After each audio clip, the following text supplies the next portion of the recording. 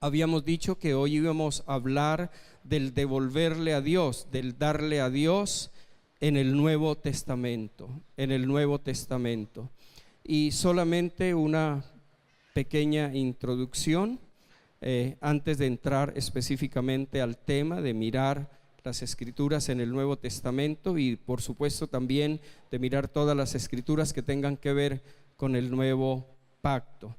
Pero antes de la introducción, creo que es importante que oremos, ¿no les parece? Padre Celestial, estamos en tu presencia. Tu Espíritu Santo está aquí en cada uno de nosotros como ese regalo precioso, invaluable que tú prometiste. Está con nosotros, en medio de nosotros. Y yo pido que también ahora, Señor, oh Dios, haya una unción de revelación sobre nosotros, Señor. Que tu Espíritu Santo nos hable, que nuestros ojos sean abiertos, que podamos entender y comprender las Escrituras, que podamos, Señor, oh Dios, conocer plenamente tu voluntad y tu propósito acerca de este tema tan importante para ti, Señor. El devolverte a ti de lo que tú nos has dado como una muestra de quién tú eres, de adoración, de reconocimiento a ti, Señor, por tu bondad y tu misericordia. Gracias, Espíritu Santo, por tomar control, Señor, de todas las cosas. Hay una introducción que ustedes encontrarán en todas las Biblias, entre toda la escritura antiguo testamentaria y la escritura neotestamentaria, que comienza con los evangelios, y la mayoría tiene una introducción a esos años de silencio entre el profeta Malaquías y el advenimiento de nuestro Señor Jesucristo. Se señalan 400 años que son conocidos como los años del silencio, es decir, donde ningún profeta se levantó, donde no hubo voz de Dios, de tal manera que en los términos de profetas reconocidos y autorizados hablaron de parte de Dios. Así que podemos entender que fue un tiempo que agravó la condición del pueblo de Israel en el sentido de estar apartados de Dios, separados de Dios. Es el pueblo que el Señor Jesucristo encuentra, un pueblo que a pesar que estaba apegado a sus tradiciones religiosas, su corazón estaba lejos de Dios y no había realmente una clara obediencia a sus mandamientos en todas las áreas, incluyendo en este tema que estamos tratando, el devolverle a Dios. Es por eso que ustedes encuentran que el ministerio de Juan el Bautista, que fue la voz que Dios levantó en el desierto para prepararle el camino al Señor, comienza su predicación con ese arrepentíos, vuélvanse a Dios, arrepentíos, porque el reino de los cielos está cerca. Y también el Señor Jesucristo mismo comienza su ministerio, comienza predicando, llamando a la gente a arrepentimiento, a volverse a Dios, con la declaración de que el reino de Dios ha venido en Él, ya está aquí en medio de nosotros. Ahora, del Señor Jesucristo, para introducir todo lo que vamos a decir, sabemos que creció en un hogar de padres temerosos de Dios. De José dice la Escritura claramente que era un hombre justo, un hombre piadoso, y sabemos de María por lo mismo que pasó con ella, una jovencita judía que recibe la revelación de la voluntad de Dios para ella, de albergar en su vientre pues la encarnación del Hijo de Dios. Y a pesar de que exponía pues su reputación, a pesar de que se exponía en ese momento, ustedes saben, estaba comprometida en matrimonio con José, se exponía a que fuera señalada, juzgada y aún apedreada. Ella toma la decisión de decirle al ángel del Señor que se haga en mí, soy la sierva del Señor, soy la esclava del Señor, que se haga en mí su voluntad. Así que podemos entender que el Señor Jesucristo, levantado en ese hogar, fue levantado en el temor de Dios. en la comprensión de las Escrituras, de la voluntad de Dios. A los 12 años lo encontramos allí en el templo hablando con los maestros de la ley, y dice que ellos se admiraban de su inteligencia y se admiraban de las preguntas que hacía. Así que sabemos también que en él no hubo pecado, es decir, que fue un hombre, como hombre aquí en la tierra, que cumplió la ley de Dios, cumplidor de la ley de Dios en su más profundo y verdadero significado. Eso fue lo que le hizo en algunos de sus enseñanzas, decirle a la gente: ustedes se les ha dicho qué, o ustedes han oído qué, o se les ha enseñado qué, pero yo les digo qué, trayendo una comprensión y una revelación más profunda de la ley. Así que en ese contexto vamos a comenzar mirando las Escrituras en el Nuevo Testamento que hablan sobre el devolverle a Dios. Vamos a comenzar con el ministerio mismo del Señor Jesucristo y con su enseñanza. En este contexto de lo que ya dijimos, encontramos entonces, por ejemplo, al Señor Jesucristo criticando duramente a los fariseos por su hipocresía. Pero hay una cosa interesante, hay algo que él no critica de los fariseos y más bien les anima a seguir haciendo, y es cuando los fariseos, dice el Señor Jesucristo, se ufanaban de que daban el diezmo de todo, aún de las cosas más pequeñas como las hierbas, ¿no? Y el Señor Jesucristo viene y les corrige para decirles: ustedes se ufanan de esto, pero no están cumpliendo con la ley de Dios en términos de vivir vidas justas, de usar justicia con sus padres, en fin, en tantas cosas. Y el Señor le dice: esto es lo que deben hacer sin dejar de hacer lo otro. Pero además el Señor Jesucristo trae una enseñanza clara, ¿no?, acerca del significado del dinero en el uso del hombre y cómo el dinero debe ser usado, tanto en su enseñanza como en su práctica. Así que miremos algo de su enseñanza. No tenemos tiempo aquí de mirar todo, pero he escogido unos textos puntuales que creo nos van a ayudar mucho. Una enseñanza del Señor Jesucristo respecto del dinero, los bienes, las riquezas. Él dice claramente una cosa: dice que la vida del hombre no consiste en la abundancia de los bienes que llega a tener. La vida del hombre no consiste, la vida del hombre no está en la abundancia de los bienes que llegue a acumular o que llegue a tener. Recuerde el contexto que estamos hablando: un pueblo que se apartó de la ley de Dios, un pueblo que se olvidó aún de las leyes de devolverle a Dios, de tal manera que tenemos un pueblo que cayó fácilmente en avaricia, de querer tenerlo todo para él. Y el Señor Jesucristo viene para decirle a la gente que la vida del hombre no consiste en la abundancia de los bienes que llegue a poseer. ¿En qué contexto? Es muy interesante. Voy a leerles de Lucas capítulo 12 versos 13 al 15. Dice: uno de entre la multitud le pidió: maestro, dile a mi hermano que comparta la herencia conmigo. Observen lo que estamos diciendo. El pueblo se olvidó de las leyes de Dios, se olvidó también de devolverle a Dios, cayó en avaricia. Y aquí tenemos el caso de un hermano, seguramente el mayor. Su padre falleció, dejó la herencia que debía ser repartida tal vez entre los dos hermanos, los dos hijos que quedaron, y el mayor estaba tomando su parte, y no solamente su parte, sino también la parte de su hermano que le correspondía a su hermano. Y seguramente este hombre había intentado por todos los medios posibles, ¿no?, recuperar la parte de la herencia que le correspondía. Y allí está delante de Jesús. Así que aboga a Jesús, clama a Jesús: Jesús, por favor, dile a mi hermano que me dé lo que me corresponde. El Señor Jesús dice: ¿quién me nombró a mí juez o árbitro entre ustedes? Tengan cuidado. advirtió a la gente, dice: absténganse de toda avaricia. Absténganse de toda avaricia, porque la vida de una persona no depende de la abundancia de sus bienes. La avaricia básicamente tiene una característica, y es que no se conforma con lo que es de uno, sino quiere también lo de los demás, y quiere más, mucho más, quiere tener abundancia.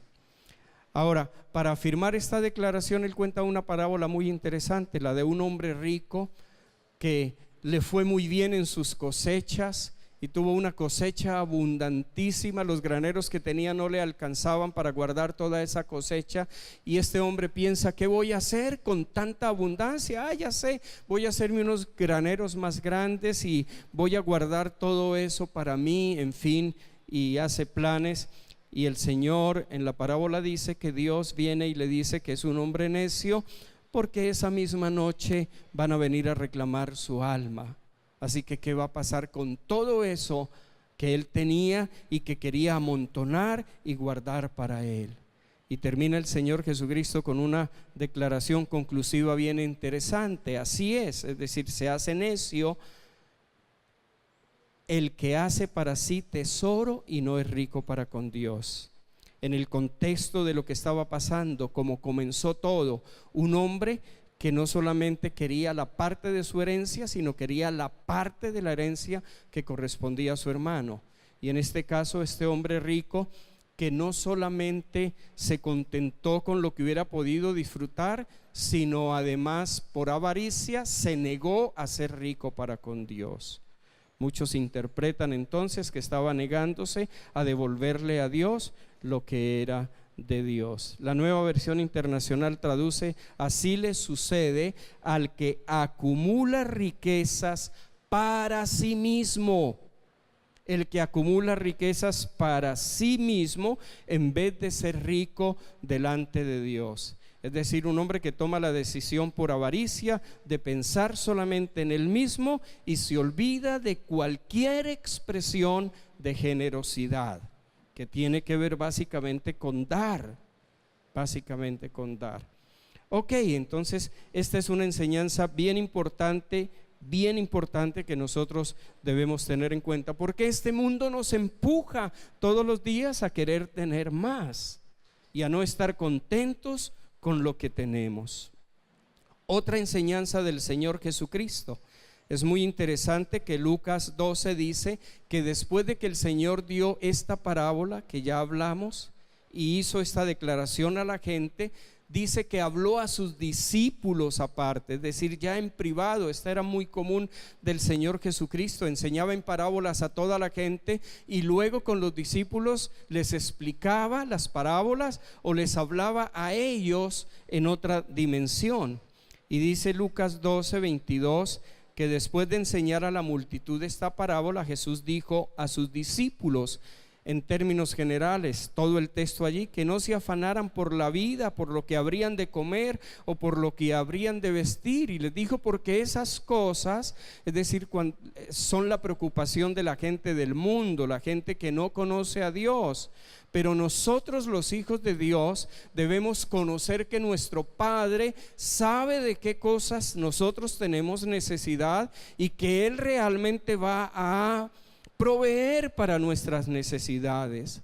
Así que frente a esa realidad, claramente Él dice a sus discípulos que los discípulos de Jesús debemos dedicarnos primeramente a buscar el reino de Dios y su justicia, con la promesa de que todas las demás cosas que necesitemos, y ahí está hablando de las cosas básicas de la vida, nos serían añadidas. Entonces, creo que estas dos enseñanzas del Señor Jesucristo son muy importantes y son claves para el tema que estamos hablando. Vamos a mirar ahora su enseñanza en su ejemplo de vida. Es muy interesante del Señor Jesucristo. Se dice que Él enseñaba con las cosas que hacía y con las cosas que decía, y ambas estaban en plena sincronía. Su ejemplo de vida, Filipenses 2, 6 al 8, nos dice acerca del Señor Jesucristo: aunque era Dios, no consideró el ser igual a Dios. no consideró que el ser igual a Dios fuera algo a lo cual aferrarse. En cambio, renunció, se despojó, entregó sus privilegios divinos. Adoptó la humilde posición de un esclavo y nació como un ser humano. Cuando apareció en forma de hombre, se humilló a sí mismo en obediencia a Dios y murió en una cruz como morían los criminales. Es decir, tenemos un Señor Jesucristo que tiene la capacidad de despojarse, y se despojó de lo más hermoso, de lo más precioso, su mayor riqueza. No le importó el ser igual a Dios como cosa a que aferrarse, no le importó dejar los cielos, no le importó dejar su condición de ser Dios para venir a ser Dios hombre, para venir a ser un hombre. Y dice que siendo un hombre se hizo como un siervo, como un esclavo. Así que, mis amados, su ejemplo de vida es alguien que tiene la capacidad de no tener por precioso nada sino la voluntad de Dios. Creo que el Señor Jesucristo dio a Dios más que el diezmo. Él entregó 100% su vida al Padre, solo hizo su voluntad, no hizo nada por su cuenta. Por amor a nosotros y por amor al Padre entregó su cuerpo para ser partido y su sangre para ser derramada, para que la humanidad pudiera otra vez de nuevo acercarse a Dios. El apóstol Pablo dice algo muy hermoso acerca de la vida del Señor Jesucristo y del ejemplo del Señor Jesucristo en este contexto del dar. Allí en 2 de Corintios 8, él está hablando acerca de todo esto de dar, de devolverle a Dios, y dice: ya conocen la gracia de nuestro Señor Jesucristo, que aunque era rico, por causa de ustedes se hizo pobre, para que mediante su pobreza ustedes llegaran a ser ricos. Ese es el ejemplo del Señor Jesús, un ser que tiene la capacidad, por amor al Padre y por amor a nosotros, de entregarlo todo, de despojarse de todo. No le importó su condición de Dios, la entregó, vino a este mundo, se entregó por entero al Padre, ofrendó al Padre su propia vida. Él dio 100%, él se dio a sí mismo a Dios. Y Pablo termina diciéndonos que aunque él era rico y muy rico, se hizo pobre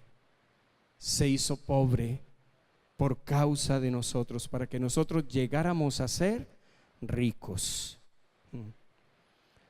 Ahora, otra parte bien interesante del Señor Jesucristo, y es el desarrollo logístico de su ministerio, así le llamé, no sé si está bien. Voy a leer el texto para que ustedes me comprendan a qué me estoy refiriendo. Poco después, voy a leer, perdónenme, Lucas 8, 1 al 3, y estoy leyendo Nueva Traducción Viviente.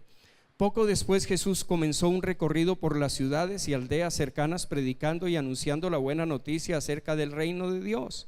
Llevó consigo a sus 12 discípulos junto con algunas mujeres que habían sido sanadas de espíritus malignos y enfermedades. Entre ellas estaban María Magdalena, de quien él había expulsado 7 demonios; Juana, la esposa de Chuza, administrador de Herodes; Susana y muchas otras que contribuían con sus propios recursos al sostén de Jesús y sus discípulos.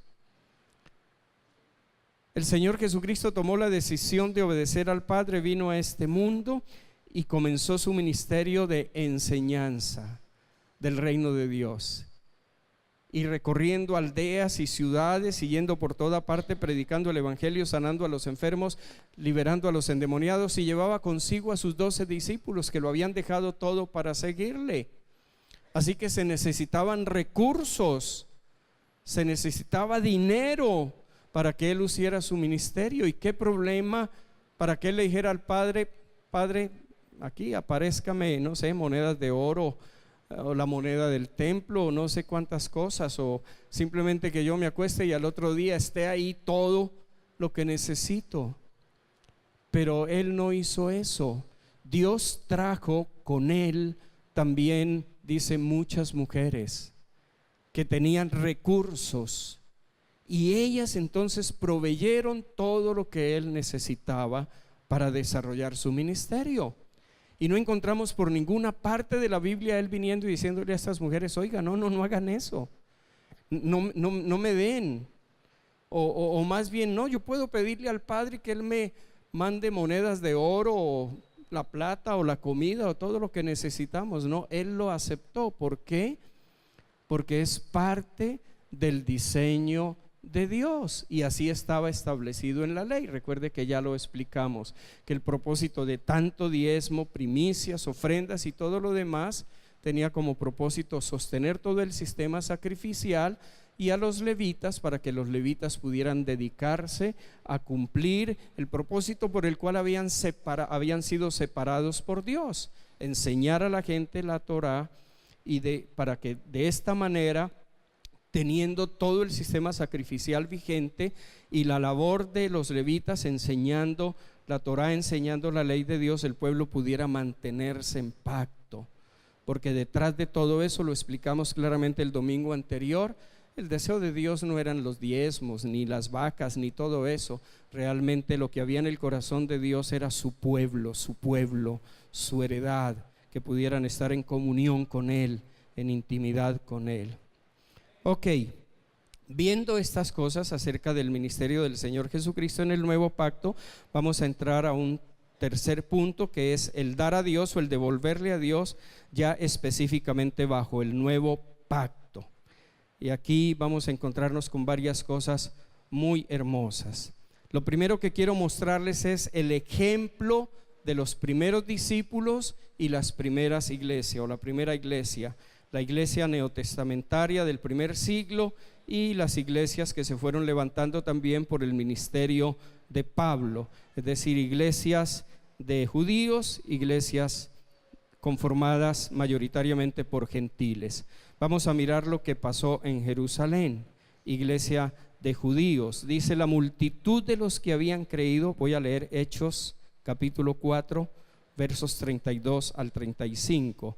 Hechos 4, 32 al 35.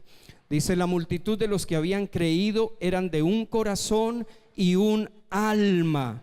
Ninguno decía ser suyo propio nada de lo que poseía, sino que tenían todas las cosas en común. Sigue diciendo: y con gran poder los apóstoles daban testimonio de la resurrección del Señor Jesús, y abundante gracia era sobre todos ellos. ¿Qué estaban haciendo ellos? Estaban imitando a Jesús. Simplemente estaban imitando a Jesús. Ninguno de ellos reclamaba nada para sí. Ninguno de ellos decía: no, esto es única y exclusivamente, esto no se puede tocar. No, los que tenían más de una casa, seguramente se quedaban con su casa, porque dice que se reunían en casas. Pero las que les sobraban, las que no necesitaba para vivir, pues las vendían y traían el producto de esa venta, ¿no? Y lo traían a los pies de los apóstoles. Es lo que dice el verso 35: para que se repartiera cada uno según su necesidad. Así que no había entre ellos ningún necesitado, porque todos los que poseían heredades o casas las vendían y traían el producto de lo vendido y lo ponían a los pies de los apóstoles, y se repartía a cada uno según su necesidad. Veamos algo de las iglesias que surgieron por la predicación del apóstol Pablo en el mundo gentil, conformadas en su gran mayoría por gentiles, también por judíos. Segunda de Corintios 8, versos 1 al 5. Segundo de Corintios 8, 1 al 5. Específicamente Pablo está escribiendo aquí a la iglesia de Corinto acerca precisamente del dar y devolverle a Dios, y va a poner por ejemplo lo que sucedía en las iglesias de Macedonia. Dice: asimismo, hermanos, os hacemos saber la gracia de Dios que se ha dado a las iglesias de Macedonia, porque en las grandes tribulaciones con que han sido probadas, la abundancia de su gozo y su profunda pobreza abundaron en riquezas de su generosidad. Dice: doy testimonio de que con gran agrado han dado conforme a sus fuerzas y aún más allá de sus fuerzas, pidiéndonos con muchos ruegos que les concediéramos el privilegio de participar en este servicio para los santos. Qué cosa tan interesante. La iglesia de Jerusalén, conformada casi en un 100% por judíos, ellos estaban, de alguna manera conocían los principios de dar el diezmo, que ya explicamos el domingo pasado también. Realmente eran como un 23.3%, ¿no?, de todas sus cosechas, de todo lo demás, primicias, ofrendas. Pero ¿qué hicieron ellos? Sobrepasaron su tradición de dar.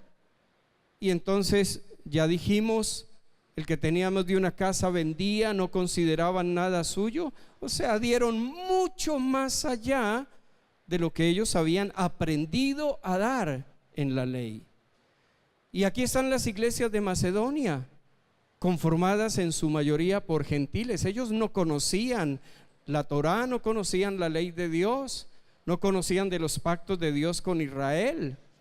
Ellos no sabían mucho de todo eso de diezmos y de nada, pero se estaba recogiendo una ofrenda para los santos en Jerusalén, que precisamente estaban pasando por gran necesidad. Había hambre en ese tiempo allí en la tierra. ¿Y qué pasó con ellos? Habla de cuál era su condición. Dice: estaban pasando por grandes pruebas a causa seguramente de que se convirtieron a la fe de Jesucristo. Pero dice también de ellos que tenían pobreza. Y sin embargo dice que cuando conocieron que se estaban recogiendo ofrendas para los pobres, ellos pidieron, rogaron: nosotros queremos dar. ¿Por qué? Porque ellos consideraron que era un privilegio dar. Y entonces dice que abundaron de su generosidad y que dieron más allá de sus fuerzas. Así que ese es el ejemplo de la iglesia neotestamentaria del primer siglo. Eso era lo que pasaba en la iglesia del primer siglo. Gente que había entregado su vida al Señor y que había sido renovada en su forma de pensar, que había permitido que Dios tratara con su egoísmo y con su avaricia, y habían entrado en ese río de generosidad y de devolverle a Dios. Vamos ahora con la instrucción apostólica a la iglesia, con la instrucción, la enseñanza, los mandamientos, la instrucción de los apóstoles a la iglesia del Nuevo Testamento. Primero que todo, debemos entender lo siguiente: Dios cambió de pacto, pero Dios no dejó de ser el dueño de la tierra, ni dejó de ser el dueño de todas las cosas. Dios sigue siendo el dueño y será siendo el dueño de toda su creación. Así que con base en este principio, los apóstoles entendieron algo: Dios es el dueño de todo. Dios es el dueño también de su creación, el hombre. Realmente el hombre pertenece a Dios. El pecado en Adán se tipifica realmente en un pecado de rebeldía, que Adán tomó la decisión de no reconocer más la autoridad de Dios y ser para él mismo un Dios. Pero realmente Dios es el dueño del hombre. Pero además de eso, los apóstoles entendieron algo. Un momentico, estábamos todos perdidos, alejados de Dios, muertos en nuestros delitos y en nuestros pecados. No teníamos ninguna posibilidad de salvación y de vida eterna. Pero Dios, el Padre, en su bondad, en su misericordia, nos envía un Mesías, nos envía un Salvador. Y Jesús viene y nos salva. ¿Cómo nos salva? Comprándonos. Esa es la esencia de la redención, comprándonos. Y para comprarnos paga un precio, el precio de su propia vida y de su propia sangre, mucho más valiosa, explica el apóstol Pedro, que el oro y que la plata. Así que este es el entendimiento correcto. Le pertenecemos a Dios.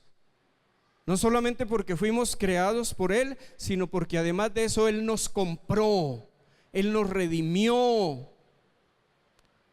Él puede decir: son míos, me pertenecen. Está en nosotros aceptar su señorío y su condición de dueño sobre nosotros, o en rechazarlos. Pero los apóstoles lo entendían y eso es lo que enseñaban. Primera de Corintios capítulo 6 verso 19 y 20. Primera de Corintios 6, 19 y 20. Gracias, mi hermano.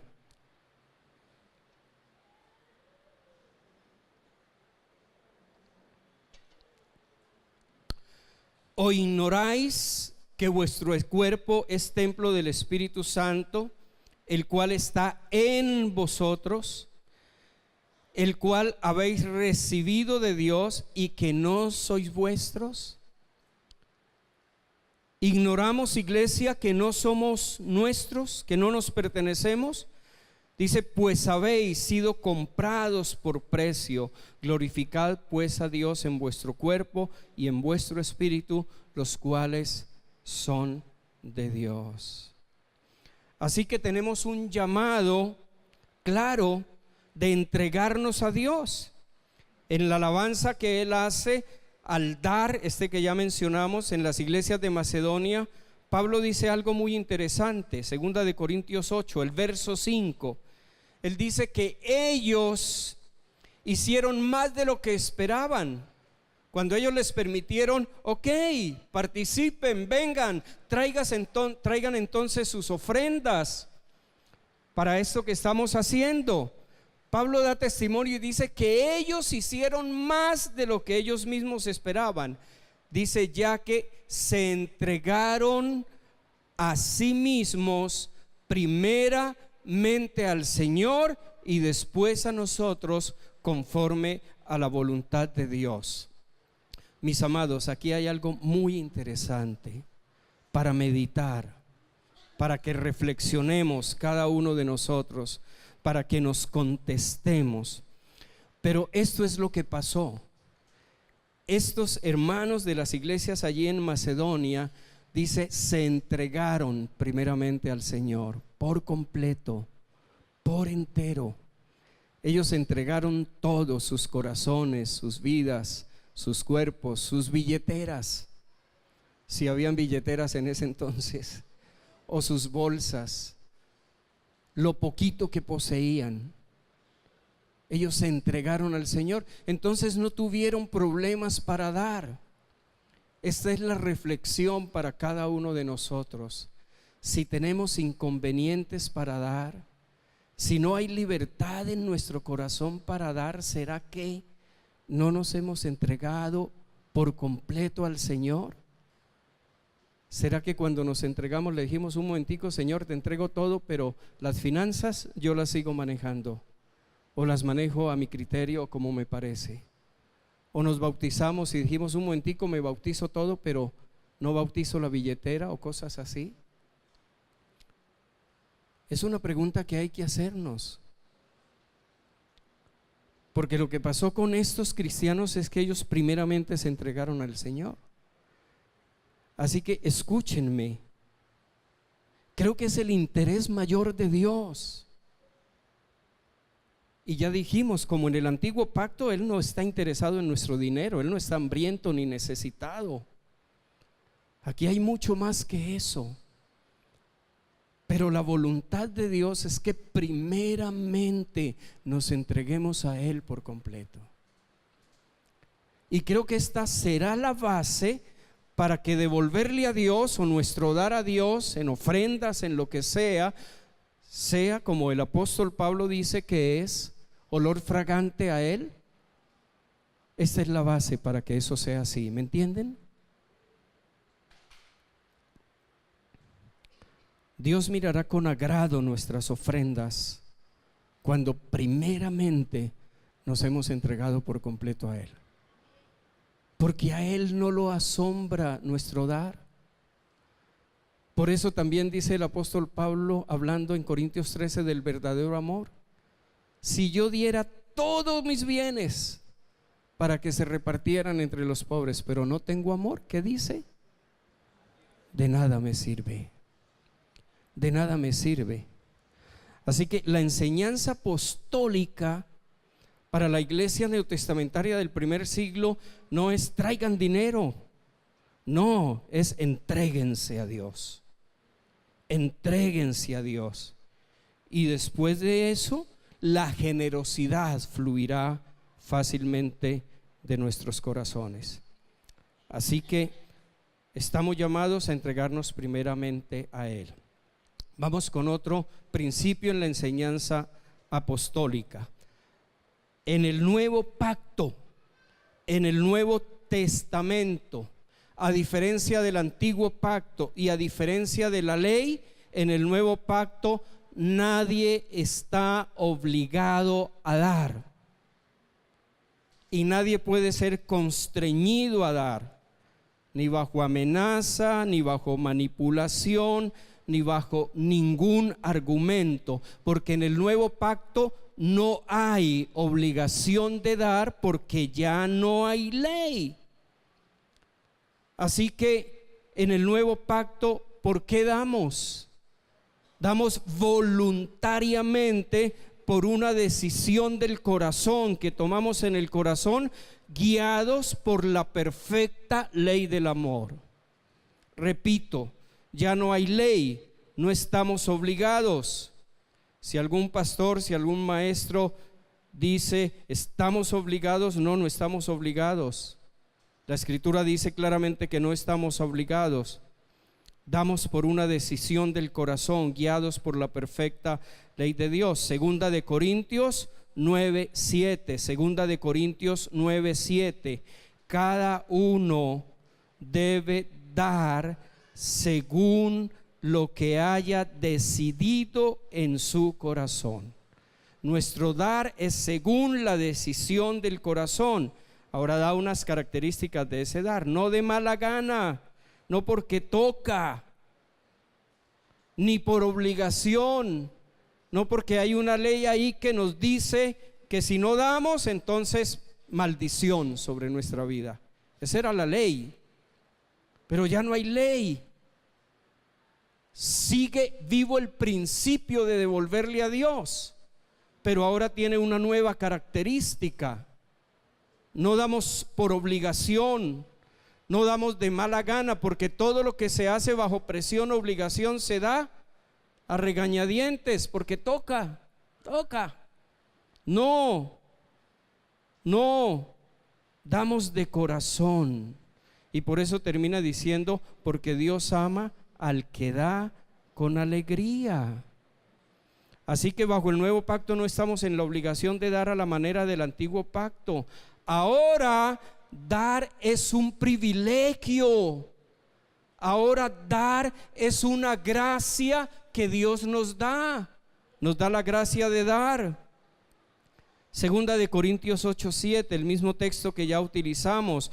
Pero ustedes, así como sobresalen en todo, aquí Pablo está escribiendo a los corintios y les está diciendo, así como ustedes sobresalen en todo, en fe, en palabras, en conocimiento, en dedicación y en su amor hacia nosotros, procuren también sobresalir en esta gracia de dar. El nuevo pacto es el nuevo pacto de la gracia de Dios. Y la gracia de Dios es una gracia capacitadora.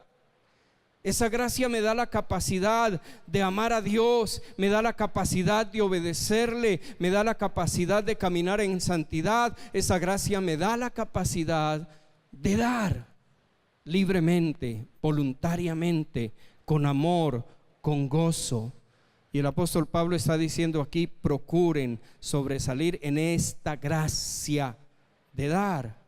Así que damos porque Él nos da, no porque se nos exija dar.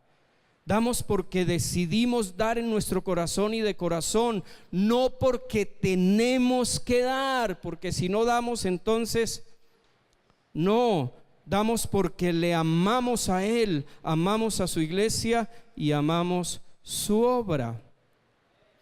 Déjenme hacer algunas reflexiones aquí. Si alguno dice, o sea que ya no estoy obligado, me salvé. ¿Qué quiere decir? Que ha estado dando por obligación. Ha estado dando por obligación. Qué triste, déjenme decirlos, qué triste si damos por obligación. Qué triste si damos porque pensábamos que había una ley que seguía vigente y que si no damos entonces maldición viene sobre nuestra vida. Qué triste.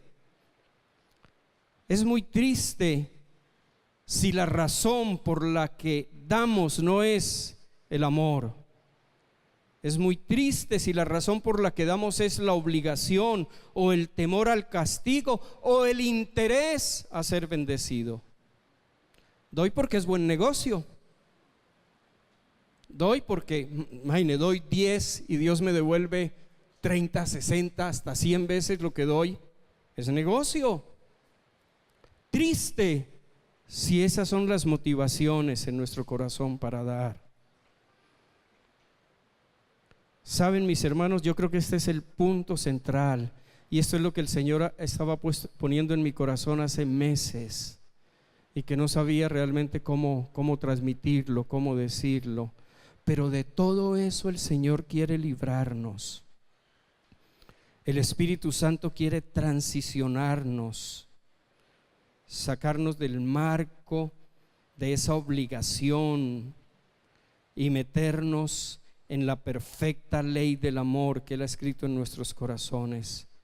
El Señor quiere llevarnos a la plena libertad del Espíritu Santo, donde no hacemos nuestra voluntad sino la suya, y donde nos entregamos primeramente a Él, y entonces tenemos libertad para dar. La generosidad fluye en nuestros corazones. Otro principio, otra enseñanza, y lo voy a decir de la siguiente manera: nuestro dar ahora en el nuevo pacto no está limitado, no está encerrado por el 10%, por la 10ª parte. Nuestro dar a Dios en el Nuevo Testamento, en el nuevo pacto, bajo el nuevo pacto de gracia, no está limitado, no está encerrado por el 10%. En ese sentido ya no hay diezmo en el nuevo pacto, porque diezmo es el 10%. Ahora nosotros, guiados por el Espíritu Santo, determinamos cuánto dar. Ya hay libertad en nuestros corazones para dar. Ya nos entregamos primeramente al Señor. Queremos dar. ¿Cuánto doy? Bueno, el Señor Jesucristo enseñó lo siguiente: den y recibirán. Lo que den a otros les será devuelto por completo, apretado, sacudido, para que haya lugar para más, desbordante y derramado sobre el regazo. La cantidad que den determinará la cantidad que recibirán a cambio. Observe que Él no pone aquí ningún porcentaje, ninguna cantidad. Él dice: la cantidad que den determinará la cantidad que reciban. Así que ¿quién establece la cantidad? Nosotros. Y como cristianos, en uso de esa libertad que el Señor nos ha entregado, una libertad que ahora es guiada y dirigida por la ley del amor y por el Espíritu Santo. Y por el Espíritu Santo. El apóstol Pablo enseñó, eso fue lo que enseñó el Señor Jesucristo, y está en Lucas capítulo 6, verso 38, lo que les leí. Lucas 6, 38. Den y se os darán, medida buena, apretada, remecida, en fin. Porque con la medida, es decir, porque la cantidad que ustedes dan, esa misma cantidad es la que se les va a devolver a ustedes. Ley de siembra y cosecha, principio del reino de los cielos, universal, vigente en el nuevo pacto también. Y el apóstol Pablo enseñó, 2 Corintios 9:7, 2 Corintios 9:7. Cada uno, escuche bien, esta nueva traducción viviente dice: cada uno debe decidir en su corazón cuánto dar. Cada uno debe decidir en su corazón cuánto dar, y no den de mala gana ni bajo presión, porque Dios ama a la persona que da con alegría. ¿Están bendecidos? Ahora, aquí hay varias cosas interesantes. Déjeme ir despacio. La primera cosa es que cuando decimos ya no hay diezmo, en el sentido que devolverle a Dios, escuchen esto que es muy importante que lo entendamos todos. El principio de devolverle a Dios está más vigente que nunca en el nuevo pacto. Y ya vimos que tiene unas características abrumadoras. En el ejemplo de la iglesia de Jerusalén, sobrepasó el diezmo, la política del diezmo, la herramienta del diezmo. Pero cuando escuchamos que ya no hay diezmo, en el sentido de que ya no estamos encerrados en el estricto 10%, algunos piensan y dicen, listo, entonces ahora voy a dar ofrendas. Pero en nuestra práctica, ¿cómo han sido las cosas? De esta manera, el diezmo siempre es una cantidad significativa. Por ejemplo, si yo me gané 100,000 pesos, yo pongo en el sobre 10,000 pesos estrictamente y escribo diezmo, ¿no? Y lo hago con gozo y digo, pero yo quiero dar ofrenda. Entonces escribo ofrenda 2,000 pesitos o 1,000 pesitos. Esa es nuestra práctica. Esa es la práctica de la mayoría de nosotros, también la mía, ¿no? El diezmo, como es una cantidad significativa, es tanto, y la ofrenda es tanto. Entonces decimos, o sea que como ya no hay diezmo, entonces yo me quedo dando las ofrendas. ¿Y qué termino dando? Lo mínimo, casi nada. Eso es lo que termino dando. Entonces estamos hablando de que el porcentaje no está vigente en el nuevo pacto, pero estamos hablando que el devolverle a Dios sigue vigente. Y en el ejemplo, realmente en el ejemplo de la iglesia neotestamentaria del primer siglo y las iglesias de Macedonia, ellos dieron mucho más que el 10. Es la razón por la que muchos autores dicen que el diezmo es el devolverle a Dios la mínima parte. Pero de alguna manera es como dar una guía, una orientación, y realmente creo que el Señor quiere llevarnos a un punto y en un momento donde de corazón, guiados por la ley del amor, otra vez, no guiados por mi egoísmo, ni guiados por la avaricia, ni guiados por la carne. No puede ser, esta no es una decisión que podemos tomar guiados por la carne, porque la carne es egoísta, la carne solamente quiere para mí, quiere amontonar, ¿no? Y entonces 500 pesos nos parece mucho, nos parece que suficiente con 100, ¿no? 100 es suficiente, 500 ya es mucho. Esa es la carne. Pero el Espíritu Santo, el Señor quiere llevarnos a un punto donde con total libertad, guiados por la ley del amor y guiados por el Espíritu Santo, nosotros decidamos dar. Ahora, sí hay pautas para saber cuánto dar. Vamos con una primera pauta.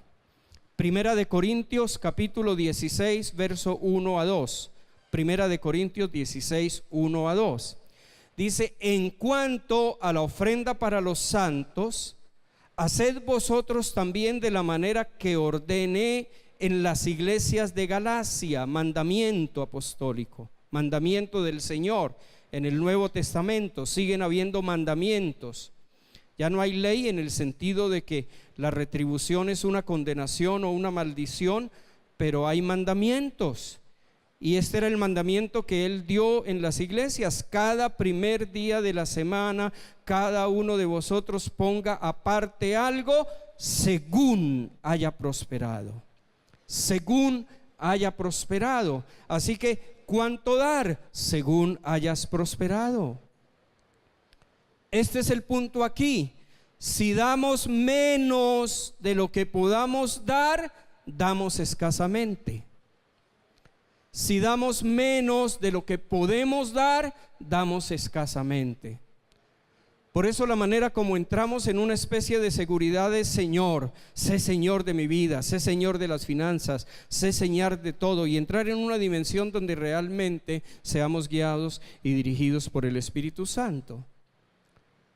Pero este es el asunto aquí: si damos menos de lo que podamos dar, damos escasamente, y entonces escasamente segaremos.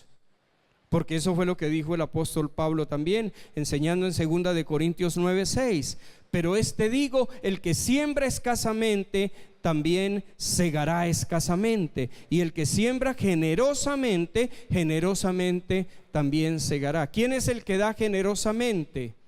El que da en la medida de sus posibilidades, y según el ejemplo que vimos en las iglesias, aún más allá de sus posibilidades. Porque las iglesias de Macedonia estaban en pobreza, y Pablo dice claramente: dieron más allá de sus fuerzas, como un poco más, un poco más. Este es el punto aquí, mis hermanos, para reflexionar.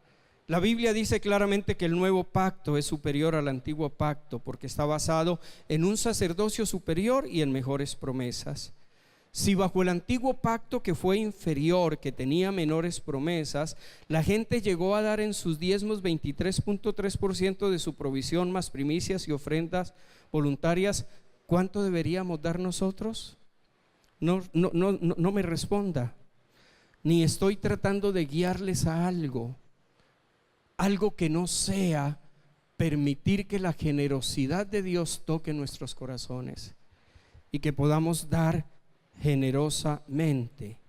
Hebreos 7 dice: consideren cuán grande era esta Melquisedec, a quien Abraham le dio el diezmo de todo. Consideren cuán grande era este Melquisedec, a quien Abraham le dio el diezmo de todo. ¿Qué merece entonces la grandeza de nuestro Señor Jesucristo? ¿Qué merece la grandeza de nuestro Señor Jesucristo? Volvemos al principio. Realmente todo nuestro ser, toda nuestra vida, el reconocimiento de que todo es suyo. Ahora, este es un punto muy importante, escúchelo por favor con atención. ¿Están bendecidos? Vamos avanzando bastante. Mucha gente dice, lo sé porque hay muchos que han venido a hablar conmigo sobre el tema: pastor, a mí me cuesta todavía mucho esto como de escuchar la voz de Dios y saber cuánto doy, y entonces unas veces que doy algo, después pienso si sería que di poquito. En fin, esto como que se me está complicando. Está bien si yo doy el 10, si yo doy el décimo, si yo doy el diezmo, está bien, y además de eso pongo una ofrenda. Saben, ustedes encuentran en internet muchos autores y muchas predicaciones que dicen que si usted hace eso, se hace maldito porque vuelve a la ley. ¿Qué es lo que hay en esto? Si es lo que usted está determinando libremente en su corazón, si usted no lo está haciendo por obligación, si usted lo está haciendo motivado por el amor, porque reconoce que necesita caminar un tiempo de experiencia en el escuchar claramente la voz del Espíritu Santo para poder caminar en una mayor libertad, y usted quiere honrar a Dios de esa manera, nadie tiene por qué juzgarle. Siéntase en libertad de hacerlo. Voy a leerles una instrucción de los padres de la iglesia que está en unos documentos que se llaman Didaché o Didaché, y que recopila mucha de la enseñanza de los padres apostólicos, es decir, los que sucedieron a los apóstoles después de que ellos murieron. Él da esta instrucción, la Didaché, en el capítulo 13 da esta instrucción: si un portavoz del Señor quiere instalarse en vuestra área y ser parte de vuestra comunidad, cuida de sus necesidades y provee para él. Vuestra comunidad lo necesita. Esto termina a ser el trabajo que él hace para vosotros. Lo mismo será verdad para un maestro, y si es un buen maestro que te ayuda a comprender el buen plan de Dios, él es alguien a quien necesitas y deberías proporcionar para sus necesidades. Y luego dice lo siguiente: podréis adoptar el mismo principio de la ley, donde la primera parte de toda la cosecha del aceite y del vino, así como del primogénito del ganado, eran dados al sumo sacerdote. Vosotros podréis seguir el mismo patrón para con el profeta que vive entre vosotros. Y si no tenéis un portavoz del Señor como parte de vuestra comunidad, vosotros podéis seguir con ese patrón y dar todo a la gente pobre en vuestra ciudad. Podréis seguir este principio con toda parte de vuestro sustento y regalar todo eso que viene de arriba, al igual como ellos lo hicieron en la ley de Moisés. Es decir, él está diciendo, sí, ya no hay ley, pero en esas leyes habían unos principios, y si tú en ese proceso de aprender a ser guiado por el Espíritu Santo quieres conservar ese patrón, está bien que lo hagas. Nadie tiene por qué juzgarte. Nadie tiene por qué juzgarte. Ahora, esto es lo importante, y esto es lo que el Señor trató conmigo, personalmente conmigo. El diezmo para mí llegó a ser un tope de seguridad.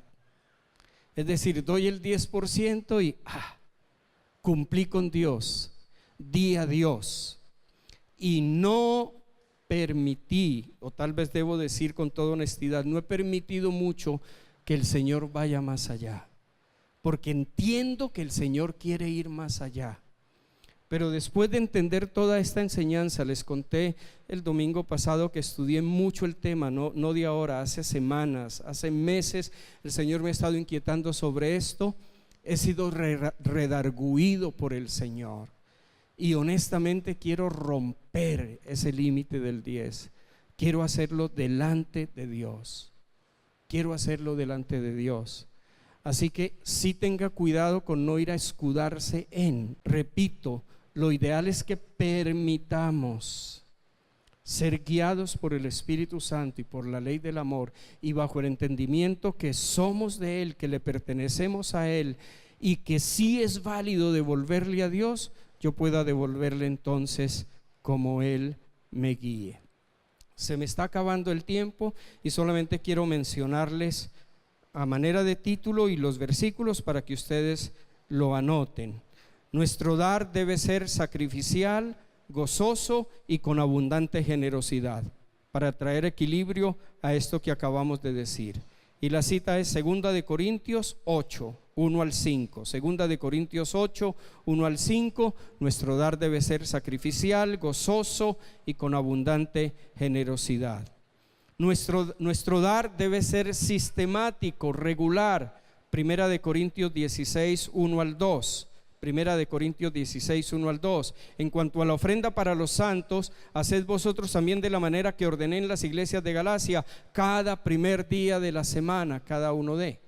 O sea, ellos aprovechaban que se reunían como iglesia y tomaban sus ofrendas, su dar al Señor, como lo hacemos también nosotros ahora. Así que entonces les resumo los principios de la enseñanza apostólica para la iglesia del Nuevo Testamento. Primero, entregarnos primeramente al Señor, completamente, todos. Segundo, nuestro dar no es un dar obligado, porque ya no hay ley. Ahora damos de corazón, guiados por la perfecta ley del amor. Damos porque queremos, porque entendemos que es un privilegio, porque queremos participar como una respuesta de amor. Tercero, nuestro dar no está limitado, encerrado al 10%. El ejemplo de las iglesias es que dieron mucho más que eso, y yo determino la medida delante del Señor en oración. Si yo reconozco que no tengo mucha experiencia en eso de ser guiado por el Espíritu Santo, que todos debiéramos tenerla y crecer en eso, pero en ese, con una decisión propia de amor, no obligado ni nada, digo, bueno, Señor, voy a hacerlo con el 10, está bien que lo hagas, no hay ningún problema. Nuestro dar debe ser sacrificial. Cuarto, gozoso y con abundante generosidad. Y 5, nuestro dar debe ser sistemático y debe ser regular. Ahora, acuérdense que el domingo pasado explicamos la razón de tanto diezmo, primicias y ofrendas y todo lo demás, y dijimos que básicamente era sostener el sistema sacrificial y sostener la tribu de Leví, una tribu completa, era muchísima gente, y por supuesto también los sacerdotes, y dijimos también que dar a los pobres, a los necesitados, a las viudas, esas tres cosas. Ahora, bajo el nuevo pacto, ¿para qué se usa el dar que viene a las iglesias? El dar que los santos dan a Dios, pero que así como en el Antiguo Testamento, en el nuevo pacto lo recibían los levitas, era la tribu encargada por Dios de recibirlo, pues en el nuevo pacto es la iglesia, es la congregación local la que recibe el dar a Dios. Hoy, bajo el nuevo pacto, el dar a Dios se usa para, primero, el sostenimiento de la obra. Dios encargó, levantó a unos como pastores, maestros, evangelistas, profetas, para edificar a los santos. Dice a los pastores que deben cuidar de la grey de Dios. Hay consejería, hay pastoreo, hay todo eso, y todo eso demanda recursos, demanda logística. No estaríamos reunidos si no tuviéramos un lugar como este. Gracias a Dios porque tenemos un lugar como este, pero este lugar no siendo propio necesitamos pagar un arriendo, ¿no? Y es decir, obedecer al Señor en la edificación y en el cuidado de los santos, obedecer al Señor en el reunirnos, todo eso demanda logística, demanda inversión, demanda dinero. Acuérdense que el Señor Jesucristo no dijo: no, que nadie me dé, que nadie me traiga, yo mismito le voy a pedir al Padre que aparezca ahí en un rinconcito del salón. No, el diseño de Dios es que todo eso venga a través de las ofrendas. Si alguien quiere dar diezmo, si alguien quiere dar su dar al Señor más allá del diezmo, si alguien tiene en su corazón dar primicias también, de acuerdo a lo que leímos de la dicache, cada uno puede dar como propone en su corazón. Para el sostenimiento de los ministros, Pablo dijo lo siguiente, Primera de Corintios 9, 7 al 11. Primera de Corintios 9, 7 al 11.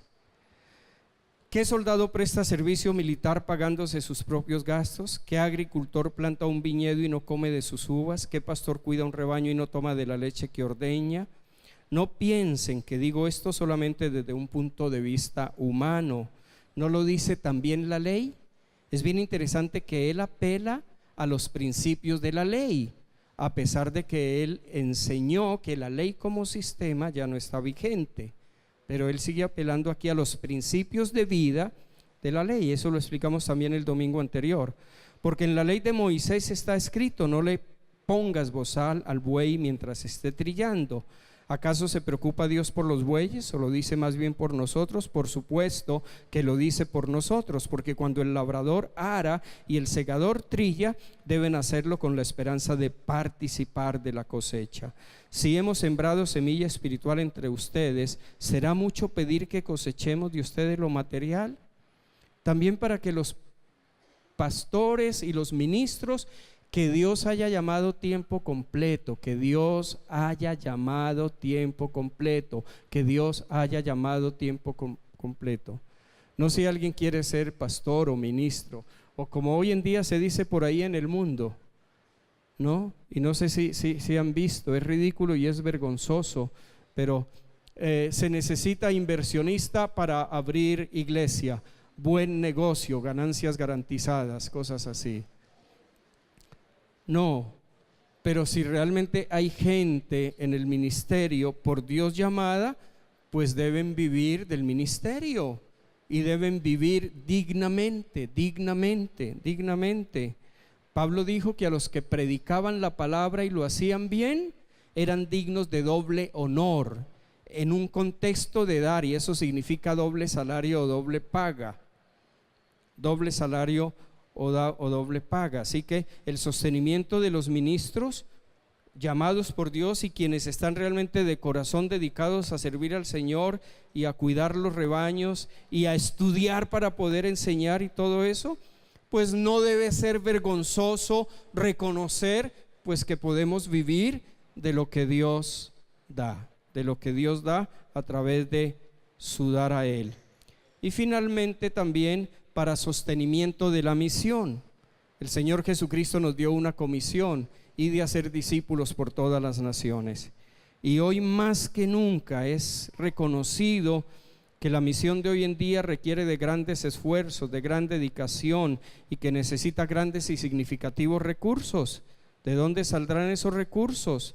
De Dios, quien es el dueño del oro y de la plata, pero que ha confiado la administración de esos recursos en la tierra al hombre y particularmente a su pueblo. Por tanto, el diseño de Dios es proveer para el cumplimiento de la misión por medio de su propio pueblo. No hay otro diseño de parte de Dios.